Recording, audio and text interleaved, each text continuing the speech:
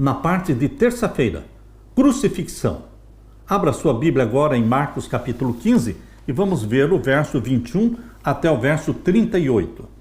E constrangeram um certo Simão Cirineu, pai de Alexandre e de Rufo, que por ali passava, vindo do campo, a que levasse a cruz. Somente Marcos, somente ele, fala de Alexandre e de Rufo, filhos de Simão Cirineu, que carregou a cruz de Cristo.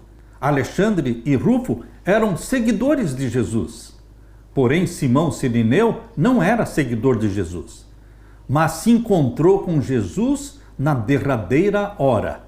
E constrangeram um certo Simão Cirineu, pai de Alexandre de Rufo, que por ali passava, vindo do campo, a que levasse a cruz. Ele estava voltando do trabalho quando se encontrou com a multidão saindo da cidade em direção ao Calvário. E o verso 22 diz: levaram-no ao lugar do Gólgota, que se traduz por lugar da caveira, e deram-lhe a beber vinho com mirra, mas ele não o tomou. E havendo-o crucificado, repartiram seus vestidos, lançando sobre ele sortes para saber o que cada um levaria. E era a hora terceira, ou seja, às 9 horas da manhã, e o crucificaram. E por cima dele estava escrita a sua acusação: o Rei dos Judeus. E crucificaram com ele 2 salteadores, um à sua direita e outro à esquerda. E cumpriu-se a escritura que diz: e com os malfeitores foi contado. E os que passavam blasfemavam dele, meneando as suas cabeças e dizendo: ah, tu que derribas o templo e em 3 dias o edificas, salva-te a ti mesmo e desce da cruz. E da mesma maneira também os principais dos sacerdotes com os escribas diziam uns para os outros, zombando: salvou os outros e não pode salvar-se a si mesmo. Ó Cristo, o Rei de Israel, desça agora da cruz para que o vejamos e acreditemos. Também os que com ele foram crucificados o injuriavam. E chegada a hora sexta, meio-dia, houve trevas sobre toda a terra, e até a hora nona, até as 3 horas da tarde, do meio-dia até as 3 da tarde, houve trevas sobre a face da terra. E a hora nona, 3 horas da tarde, Jesus exclamou com grande voz, dizendo: Eloi, Eloi, lama sabatani, que traduzido é: Deus meu, por que me desamparaste? E alguns dos que ali estavam ouvindo isto diziam: eis que chama por Elias.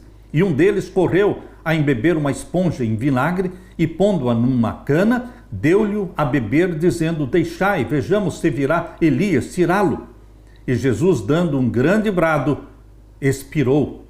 E o véu do templo se rasgou em 2, de alto a baixo. Quando Jesus saiu do pátio de Pilatos, a cruz preparada para Barrabás foi colocada sobre os feridos e sangrentos ombros de Jesus. A carga do Salvador era demasiado pesada para que ele pudesse suportar. Ele estava fraco pelo sofrimento. Desde a ceia pascal com os discípulos, Jesus não tinha tomado nenhum alimento, nem bebera nada. Angustiou-se no jardim do Getsêmani em conflito com as forças satânicas, suando sangue. Suportar a agonia da traição, viu os discípulos abandonarem-no e fugirem. Foi levado diante de Anás, depois foi levado diante de Caifás e em seguida diante de Pilatos. De Pilatos foi mandado para Herodes e reenviado a Pilatos. De insulto para outro insulto, de uma a outra zombaria, 2 vezes torturado por açoites. Toda aquela noite foi uma sucessão de cenas, de molde a provar até ao máximo uma alma de homem.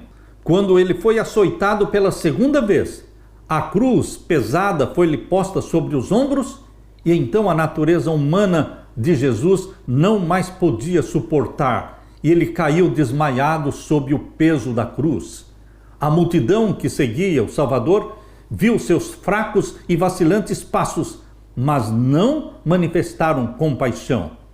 Viram os perseguidores que era impossível a Jesus levar mais adiante aquela pesada cruz. Por essa ocasião, um estranho, Simão Cirineu, pai de Alexandre e de Rufo, chegando do campo, encontrou aquela multidão que saía da cidade.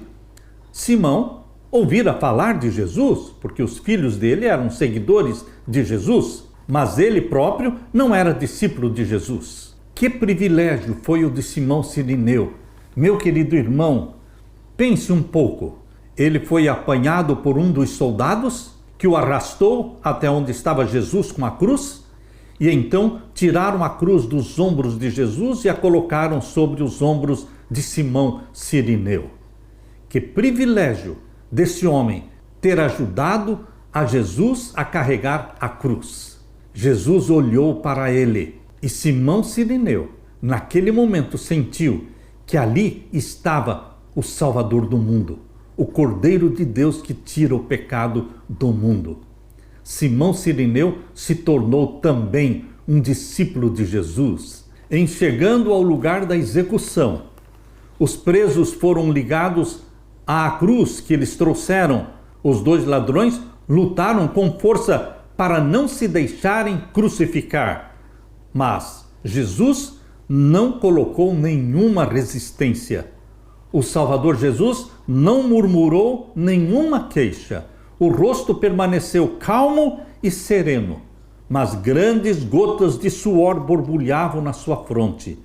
Enquanto os soldados executavam a terrível obra, Jesus estava orando pelos seus inimigos, dizendo: Pai, perdoa-lhes, porque não sabem o que fazem. Aquela oração de Cristo por seus inimigos abrangia o mundo inteiro, envolvia todos os pecadores que já viveram antes dele e aqueles que viriam ainda a viver desde o começo do mundo até o fim dos séculos.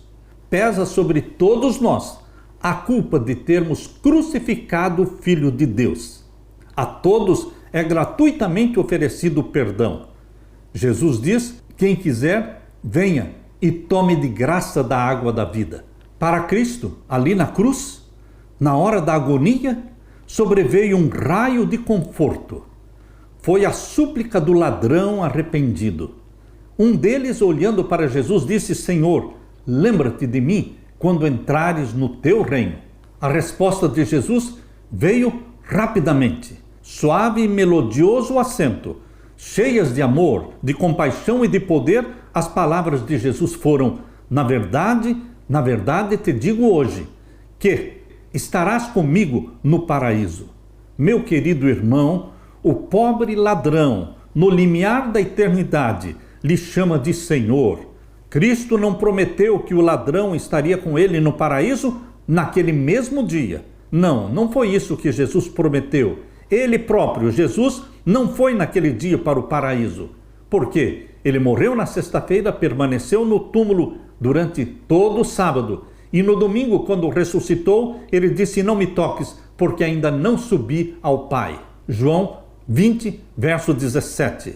Mas no dia da crucifixão, na sexta-feira, aquele dia de aparente derrota e treva, ali foi feita a promessa: hoje eu te dou a certeza, disse ele para o ladrão, que você estará comigo no paraíso. A posição de Cristo entre os ladrões indicava ser ele o maior criminoso dos três. Assim se cumpriu a escritura que diz: foi contado com os transgressores, Isaías 53, 12. Assim como Jesus foi crucificado entre os ladrões, foi posto no meio, assim também a cruz de Cristo foi colocada no meio de um mundo a perecer no pecado. Queridos, a cruz de Cristo dividiu a história do mundo, antes de Cristo e depois de Cristo. Por isso Paulo disse na sua primeira carta aos Coríntios, capítulo 2, verso 2: porque nada me propus saber entre vós senão a Jesus Cristo e este crucificado.